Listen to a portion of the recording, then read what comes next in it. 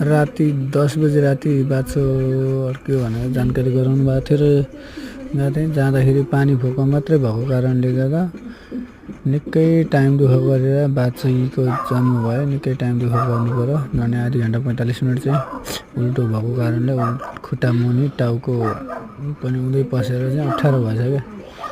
त्यसले गर्दा निकै टाइम भएर निकाल्यो। निकालिसकेपछि बाछा उठिसकेको छ। बाछालाई दुध खुवाउनको लागि कोसिस गर्दै हुनुहुन्छ गाई धनीले।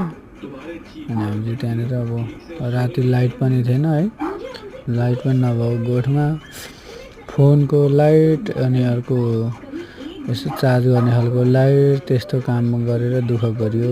राति 10 बजे रातितिर यस्तो दुःख पाइयो। यस्तै छ साथी हो हाम्रो काम चाहिँ। हजुरहरूको के छ? हाम्रो चाहिँ यस्तै हो काम।